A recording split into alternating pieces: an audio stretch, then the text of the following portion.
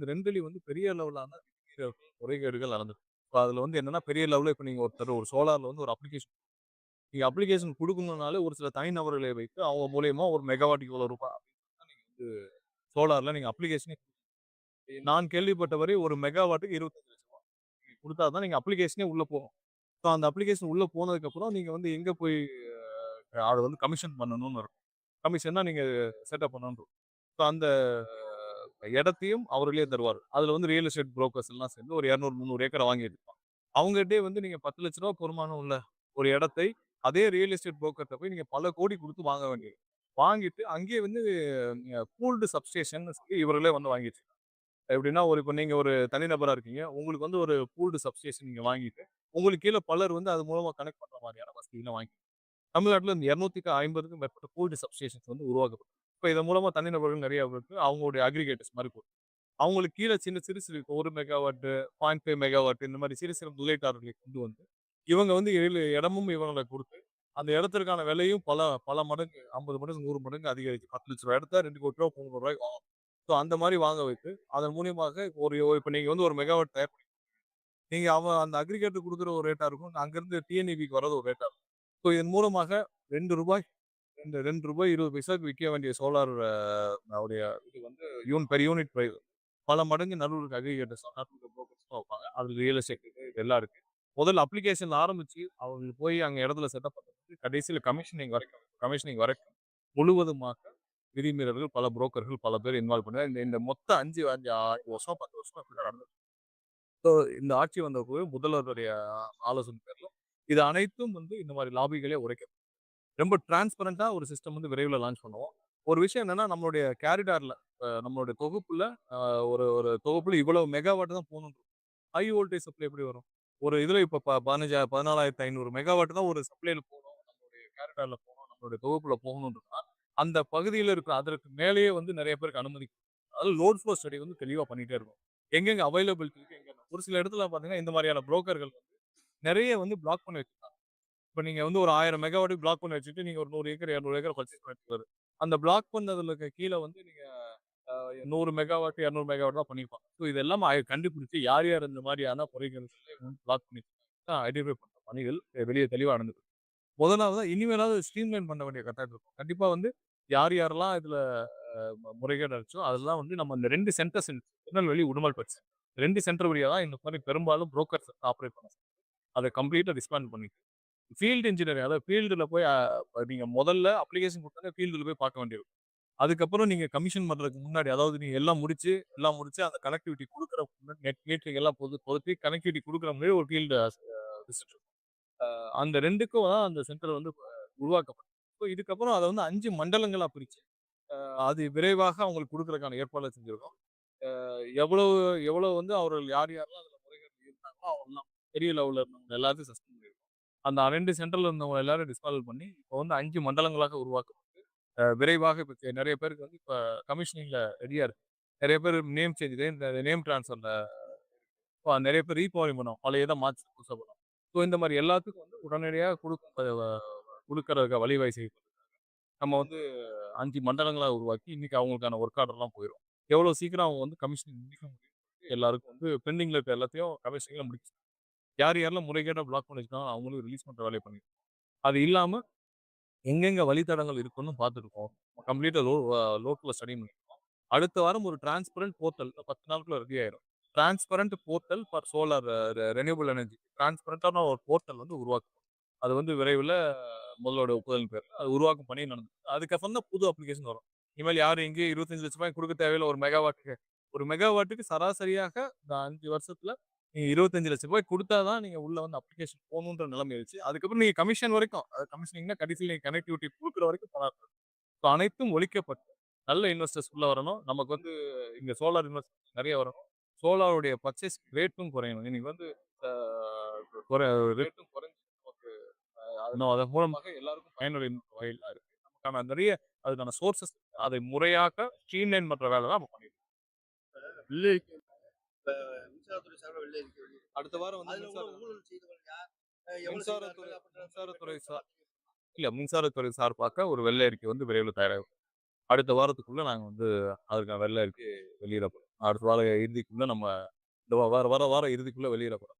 So அதுல இந்த துறையோட நிலைமை என்ன? எப்படி இருக்கு? என்னென்ன இருக்கு? எந்தெந்த வகையில இந்த துறைக்கு நஷ்டம் ஏற்படும்? இது அனைத்தும் கணக்கிடப்பட்டு வெள்ளை அறிக்கையில் வெளியிடும். ஊழல் செய்தவர்கள் ஊழல் செய்தவர்கள் இல்ல. ஒப்பந்தத்துல ஊழல் வந்து இல்ல எந்தெந்த இடத்துல ஊழல் இருக்குன்னு நாங்க வெளியிடுவோம். அது அது இல்லாம எந்தெந்த இடத்துல வந்து ஏற்கனவே நடந்த ஊழல் இருக்குன்னு அ அது இல்லாம யாரு ஊழல் செஞ்சாங்க என்னன்றது அந்த இபிஎஸ்சியோ இல்ல அதற்கான துறையோ வந்து அவங்க முடிவு செய்து கன்விக்ஷன் அப்பதான் நாங்களே ஒரு கன்க்ளூஷன் ஒரு ஒரு சில இதை சொன்னா அது வழக்கையும் பாதிக்கும். கண்டிப்பா எந்த எந்த பீரியட்ல நடந்துச்சுன்னு தெரியும். போன ஆட்சியில யார் அமைச்சரா இருந்தா தெரியும். அவங்களுக்கு சம்மந்தம் இல்லாம இது நடந்திருக்காது. ஸோ அது நாங்களே சுட்டிக்காட்டினா அந்த வழக்க வந்து வழக்குக்கு வந்து தேவையான காரணம். பட் கண்டிப்பா என்னென்ன ஊழல் நடந்திருக்கு, எங்கெங்க முறைகேடு நடந்திருக்கு இதெல்லாம் ஐடென்டிஃபை பண்றது. இப்ப நான் சொல்றேனே சோலார் இருக்கப்ப யார் இருந்தா? இது எப்படி நடந்துச்சு எல்லாருக்கும் தெரியும். இதுல எவ்வளவு பேர் பணம் குடுத்துட்டு இப்பவும் காத்துட்டு இருக்காங்க. ரூ. 25,00,000 மெகாவாட் குடுத்துட்டு காத்துட்டு இருக்கவங்க இப்ப ஆயிரக்கணக்கான பேர் இருக்காங்க. ஏற்கனவே குடுத்துட்டு. ஏற்கனவே இப்ப குடுக்காம யாராவது ஒருத்தர் ஒரு மெகாவாட்டா உள்ள வந்திருக்கா கடந்த 5 வருஷத்துல. அப்படின்னு நீங்க கேட்க சொல்லுங்க. இதெல்லாம் இண்டஸ்ட்ரிக்கு தெரிஞ்ச விஷயம். இந்த துறையில தெரிஞ்ச விஷயம். அனைத்தையும் வந்து நிறுத்தப்படும்.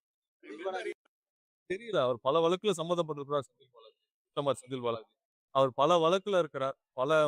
பல வழக்குகள் அவர் மேல நிலுவையில இருக்கு. 10, 15 வருஷமா பல வழக்குகள் இருக்கு. அது எந்த வழக்கு என்னன்னு தெரியல. அது அந்தந்த துறைக்கு தான். தமிழகத்துல ஒப்பந்த தொழிலாளர் இருக்காங்க. இல்ல நம்ம வந்து இந்த வருஷம் வந்து 15,000 பேர் புதிதாக வேலைக்கு எடுக்கிறதுக்காக நாங்க பழைய ஆட்சி காலத்துல நெறைய பேர் வந்து வேலைக்கு எடுக்காமல் அவங்களுக்கு வந்து உத்தரவாதம் கொடுத்து நிறுத்தப்பட்டிருக்கு. கேங்மேன்ல இருந்து பல துறைகள்ல. ஸோ அவங்களுக்கும் ஏதாவது ஒரு ஆல்டர்னேட்டிவ் செய்யணும். இது அனைத்தும் ஆலோசனை பணிகள் நடந்தது. இந்த துறையை முழுவதுமா சீரமைக்க வேண்டும். கண்டிப்பாக நம்ம வந்து இந்த வருஷம் குறைந்தபட்சம் 15,000 பேராவது வேலைக்கு எடுக்க வேண்டிய கட்டாயத்துல இருக்கோம். அத கண்டிப்பா செய்வோம். தொடர்ந்து நம்ம தமிழகத்துல வந்து தொடர்ந்து அவனியாபுரம் பகுதி ஒரு இளைஞர் இல்ல எந்த இடத்துல என்ன எங்கெங்கெல்லாம் குற்ற சம்பவம் நடக்குதோ உடனடியாக கடுமையான நடவடிக்கை காவல்துறை நடவடிக்கை. முந்தைய ஆட்சி காலத்துல எல்லா குற்ற சம்பவங்களும் மறைக்கப்பட்டு தான் எங்கெங்கெல்லாம் வந்து பாலியல் குற்றங்கள் எங்க நடந்தாலும் அதை மறைக்கும் வேலையை அரசாங்கம் ஈடுபடும். இந்த அரசாங்கத்துல முதல்வருடைய டைரக்ஷன் உடனடியா வழக்கு பதிவு செய்து குற்றவாளியை கைது செய்து எந்த இடத்துலயும் ஒரு இன்வெஸ்டிகேஷன் லெவல்ல எந்த மிஸ்டேக் கண்டிப்பா வந்து இந்த குற்றங்களை குறைக்கும் முறையாக போதை மருந்து கட்டுப்படுத்துறது எல்லா வேலையிலும் போயிருக்கு. கண்டிப்பா இதுக்கான ரிசல்ட் வருகிறது. கடந்த ஆட்சியில வந்து கடந்த ஆட்சியில வந்து இந்த ஆட்சி இப்ப தாவேக்கா அரசு வந்து அந்த சட்டம் வந்து ஆவணம் இல்ல அது குறித்து ஆலோசிச்சுட்டு இருக்காங்க. முதல்வர் தலைமையில் ஆலோசனை நடைபெறும். இப்போ முடிவெட்டப்பட்டது. சார் மின்தடை வந்து எல்லா பகுதியிலும் இல்ல மின்தடை தொகுதியிலேயே வந்து இல்ல மின்தடை எதனால் தடைப்பட்டது? ஒவ்வொரு நாளும் நம்ம அதுக்கான ஒரு ரிப்போர்ட் வந்து மின்சார வாரியம் சார்பாக வெளியிடப்படும். ஒவ்வொரு நாளும் முந்தைய நாள்ல எங்கெங்க மின்தடை ஏற்படுதுன்னு. குறைந்தபட்சம் அதாவது 55 இடங்களுக்கு கீழ தமிழகம் முழுவதும் மின்சாரம் தடைபடுது. எதனால தடைபடுது? எவ்வளவு நேரம் தடைபடுதுன்ற வரைக்கும் நம்ம வந்து ரிப்போர்ட் ரெடி பண்றோம். தயவு செஞ்சு பத்திரிகையாளர் அனைவரும் அதை பார்க்க வேண்டும். ஏன்னா வந்து இப்ப நேத்து வந்து ஒரு 55 இடத்துல முந்தா நேத்து ரிப்போர்ட் 55 இடத்துல 52 இடத்துல தடைபட்டுச்சு. அதுல 35க்கு மேல வந்து 1 மணி நேரத்துக்குள்ள சரி செய்யப்படும். இது எல்லாம் 4லிருந்து 2 மணி நேரத்துக்குள்ள தான் சரி செய்யப்படுது. பெரிய லெவல்ல ஏன் வந்து கொடி இது மரங்கள் அதாவது போஸ்ட் கம்பங்கள் சாய்ந்து 3, 4 போஸ்ட் கம்பங்கள் சாய்ந்து காத்துனால அதனால தடைபட்டுச்சு. அதை எவ்வளவு விரைவாக சீரமைச்சாங்கன்னு பார்த்தோம். மின்சாரம் எதனால் தட்டுப்படுது? எதனால அந்த இடத்துல தடைபடுது? எதனால அந்த இடத்துல பிரச்சனை வருது? எவ்வளவு சீக்கிரம் சரி பண்றாங்கன்றத நம்ம உடனடியா பண்ணி தர்றோம். இப்ப முன்னாடிலாம் மின்னகம் வந்து மின்னகத்தோட ரெஸ்பான்ஸ் சரியா இல்ல. இப்ப நீங்க இந்த 3 வாரத்துல பாருங்க. மின்னகம், சோசியல் மீடியா எல்லாத்துலயும் வர்ற இத வந்து ரெக்வெஸ்ட்ட உடனடியாக எல்லாரும் சரி பண்ணிட்டே வராங்க. கண்டிப்பா இதை சீரமைக்கிற வேலை தான் பண்ணிட்டு இருக்கோம். கண்டிப்பா டிரான்ஸ்ஃபார்மருக்கு அந்த சிபி அந்த ஆய்வு வழங்குவது ஏதுங்க பாருங்க. எந்த இடத்துலயும் மெயின்டனன்ஸோ, டெண்டரோ நிறுத்தப்படவில்லை. டெண்டர் எஸ்டிமேஷன் தவறுகளை சரி செய்யும். டெண்டர் எஸ்டிமேஷன் பாலிசில தவறா இருந்திருக்கு. எஸ்டிமேட் பண்றதுல தவறு நடந்திருக்கு. அதெல்லாம் சீரமைத்து விட்டு எங்கேயுமே வந்து டெண்டர போடக்கூடாதுனோ, இல்ல எதையும் மெயின்டெனன்ஸ் பண்ணக்கூடாதுனோ இல்ல. அதை ஏற்கனவே பண்ண எஸ்டிமேஷன் அது வந்து சீரமைச்சுட்டு எஸ்டிமேட் போட்டு புது டெண்டர் விடுங்கன்னு சொல்லிருக்கோம். ஏன்னா அரசுக்கு நஷ்டம் ஏற்படுத்தும் விதமாக எந்த டெண்டரையும் எஸ்டிமேஷன் பாலிசி அதான் டிரான்ஸ்ஃபார்மர்ல ரூ. 8,00,000 ஒருத்துள்ள டிரான்ஸ்ஃபார்மர் ரூ. 13,00,000 வித்தாங்கன்னு சொன்னாங்கன்னா அது எஸ்டிமேஷன்ல ப்ராப்ளம். ஸோ அந்த எஸ்டிமேஷன்ல சீரமைச்சு விட்டு எங்கேயும் வந்து இந்த அரசாங்கத்திற்கு எந்த பெர்சன்டேஜ் வேணாம், எந்த கமிஷனும் வேண்டாம். அதனால சீராக மக்களுக்கு போக வேண்டிய பணம் மக்களுக்கு இருக்கும். நிர்வாகத்துக்கு போக வேண்டிய பணம் நிர்வாகத்துக்கு இருக்கும். நிறுவனத்தில் இல்லாமல் எந்த நடுவுக்கு எந்த நபருக்கும் போகக்கூடாது. அதை சீரமைக்க வேண்டாம். அதனால எந்த டெண்டரும் நிறுத்தப்படவில்லை. அதை சீராக, முறையாக நான் அரசுக்கு நஷ்டம் இல்லாத வகையில் எஸ்டிமேஷன் பண்ணி டெண்டர் விட சொல்லுங்க. இல்ல அந்த மாதிரி டெண்டர் விட்டு மேக்ஸிமம் சிபிஐக்கு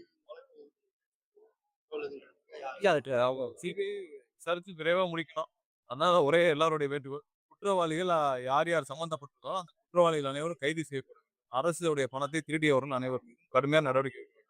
இப்ப இருக்கிற ஒன்றிய அரசு திமுகவோடு இணக்கமாக இருக்கும் காரணத்தினால் இதுவரை வந்து கவர்னருக்கு அனுப்பிச்ச எந்த விஷயத்தை அதாவது இதுவரை செந்தில் பாலாஜி மீதும் அனிதா ராதாகிருஷ்ணன் மீதும் நடவடிக்கை எடுக்க வேண்டும் என்று இடி கேட்டுக்கொண்டதுக்கு அப்போ நம்ம வந்து அந்த இதை அப்ரூவல் கொடுத்து 2 வாரம் ஆச்சு. இது வரைக்கும் கவர்னர் ஆபீஸ்ல இருந்து அதுக்கான ஒப்புதல் அளிக்கவில்லை.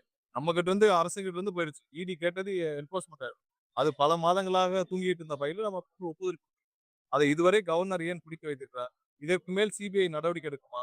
இல்ல சிபிஐ வந்து மறைமுகமா சிபிஐயும் திமுகவும் இணைந்து செயல்படுகிறார்களா? பார்க்க போனால் 2 பேரும் வந்து மறைமுகமாக ஒன்றாக இணைந்து செயல்படுகிறார்கள். அதனால தான் கவர்னர் வந்து இதுவரை வந்து செந்தில் பாலாஜி மீதும் அனிதா ராதாகிருஷ்ணன் மீதும் நாங்கள் அனுப்பிச்ச ஃபைலுக்கு இதுவரைக்கும் எந்த ஒப்புதலையும் கொடுக்கவில்லை. அவர்கள் 2 பேரும் இணைந்து செயல்படுறாங்கன்னு நல்லாவே தெரியும். சிபிஐ இதுல முறையாக டிரான்ஸ்ஃபர் பண்ணி எப்படி விசாரிக்கும்? ஜெனரலி வந்து பெரிய லெவலான முறைகேடுகள் நடந்திருக்கு. இப்ப அதுல வந்து என்னன்னா பெரிய லெவல்ல இப்ப நீங்க ஒரு சோலார்ல வந்து ஒரு நீங்க அப்ளிகேஷன் குடுக்கணும்னாலே ஒரு சில தனிநபர்களை வைத்து அவங்க மூலியமா ஒரு மெகாவாட்டுக்கு இவ்வளவு ரூபாய் அப்படின்னு நீங்க வந்து சோலார்ல நீங்க அப்ளிகேஷனே நான் கேள்விப்பட்டவரை ஒரு மெகாவாட்டுக்கு 25,00,000 ரூபாய். குடுத்தா தான் நீங்க அப்ளிகேஷனே உள்ள போகும். ஸோ அந்த அப்ளிகேஷன் உள்ள போனதுக்கு அப்புறம்